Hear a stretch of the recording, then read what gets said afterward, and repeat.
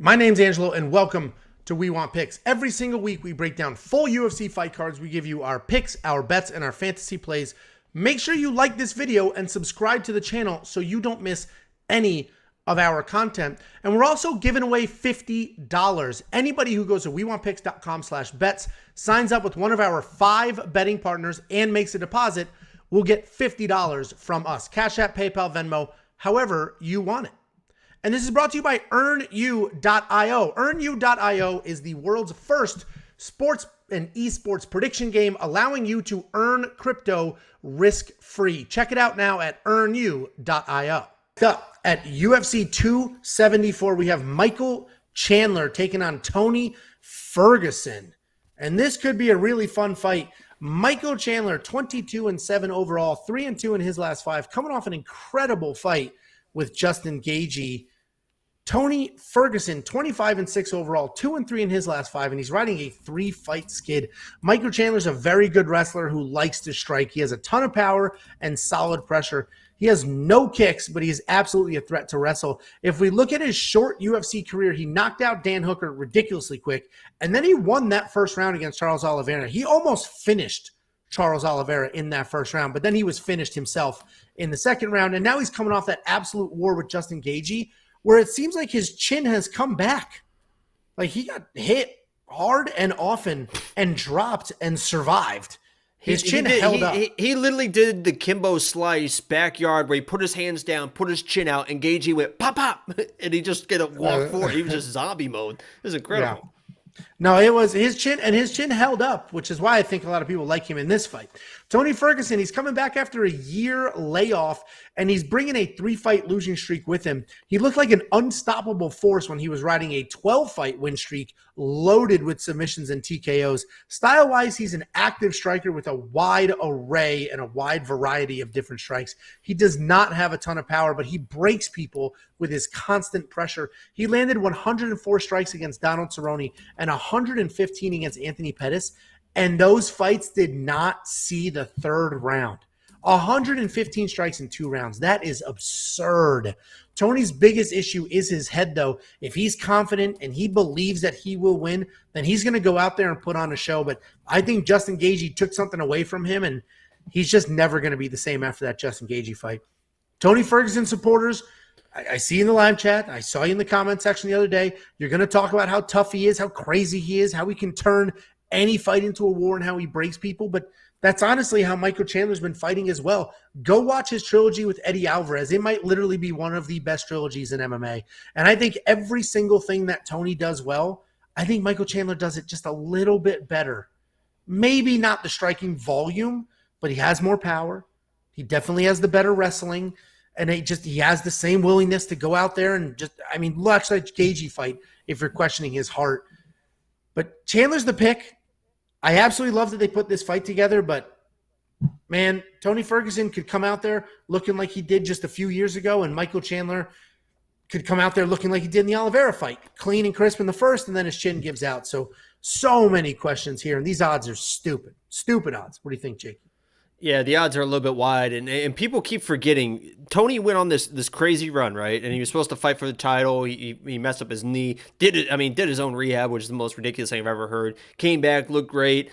And in that stretch, he was on like a 12-fight winning streak. He fought Gaethje. People forget that in the end of that side, and I keep talking about it, and I'll talk about the Gaethje fight as well, but people forget at the end of that second round, if he has 10 or 15 more seconds at the end of the second round, he absolutely flatlines Gaethje with an uppercut, stuns Gaethje, the round ends. If he has 10 more seconds, he finishes Justin Gaethje. He is now on like a 13 or 14 fight win streak. He is now fighting Khabib for the title. And this card looks completely different if he has 10 more seconds in the second round. Now, I know what happened after that, right? He gets beat by Justin Gaethje. He got demolished. He got demolished by Oliveira. He got demolished by Dariush. But in those fights, especially the Oliveira and Dariush fight, he's still there. He's still there in those fights, and I know that you kind of like roll your eyes at toughness, but he is tough.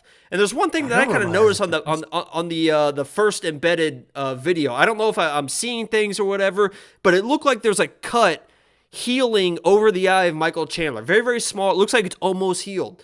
But in this fight with Tony Ferguson and his elbows, I know it sounds stupid, but he already cuts people up enough, and we've seen Michael Chandler bleed before. If he hits one of those elbows and he already has a cut above his eye, that's going to become a real issue in this fight for Michael Chandler. Because Michael Chandler, he's the...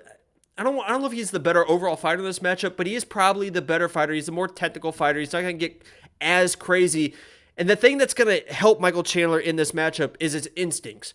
Even when he's tired, even when he's hurt, he knows what to do to get out of those situations. When he was clipped, even when he was clipped against Oliveira, he kind of knew what he was doing.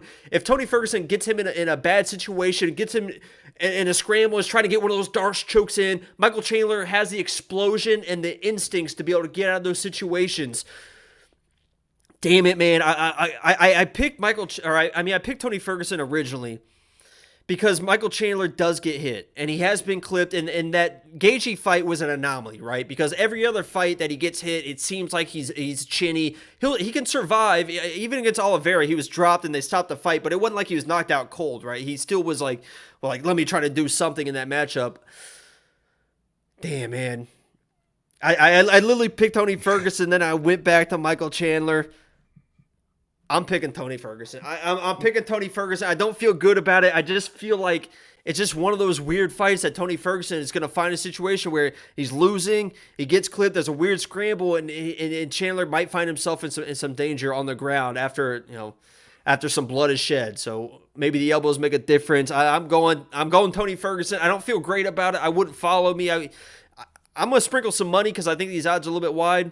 Michael Chandler is definitely the play. That's why he's a 400 favorite. But I'm going Tony Ferguson on a flyer, man. Listen, I was one of the biggest Tony Ferguson haters for a while because I always just felt like he was not very good, but somehow winning, just somehow putting it together, somehow riding a streak like a journeyman that had like the greatest streak in the world. But it's hard to, eventually you can hate somebody as much as you want, but he goes out there willing to die every single time. So I got respect for Tony Ferguson. Both these guys have laid it all out. So we'll see what happens. It should be a really fun fight. 6,600, 9,600. Honestly, I'm not going to give you guys advice. Do what you want there because you guys are so passionate. You don't give a shit what I say. Some of you were talking about Tony Ferguson. You'll see this Cheeto Vera all over again. You'll see. Spend the $6,600 then. That's a great price. And Michael Chandler, I think he's better, but $9,600, that's absurd. Tony Ferguson is tough as nails, and you need a stoppage to be worth $9,600. Alexander Romanov is worth $9,600 fighting Chase Sherman. Michael Chandler is not worth $9,600 fighting Tony Ferguson, although I do think he wins. You've nodded, so I will continue that. Well, no, I was nodding at Imbe because it is crazy to kind of call Tony Ferguson a journeyman because in that journey he won 13 or 14 but fights that was in a past row. that was me talking past tense. I was saying I was a Tony hater, and when he was mid streak I'm like, he's just a journeyman, he's squeaking these out, he shouldn't, this is whatever. And then over time it's just impossible to not see him and be like, Jesus Christ, this guy's good and these things happen. Right, and this is a perfect fight because no matter who wins, it's good for the division, right? If Chandler wins, he's back in there for either the Gaethje, Oliveira fight, or whoever. And if Tony Ferguson wins, and it's like, oh, Tony's back. Yeah, if Tony Ferguson wins, it's like, oh my God, he's back, and you can set up some crazy fights with him as well. So this is a win-win no matter who wins. I like both guys, so it's gonna be hard to see who I'm rooting for, but it's kind of hard not to pull for Tony, man. I hear you. Monkey Knife fight, I think it's more and more. I do think they go at it. I think it's a war. I do not think this is a quick knockout. I think it's a decision. So I love the more and more Monkey Knife fight. Check that out. WeOwnPicks.com/MKF. They will instantly match your deposit up to $100. And all you need to do is say more or less on the strike line. You can triple your money. And if you want $50, 50 for free, WeOwnPicks.com/bets. Sign up with any one of our 5 betting partners. Make a deposit. We send you $50.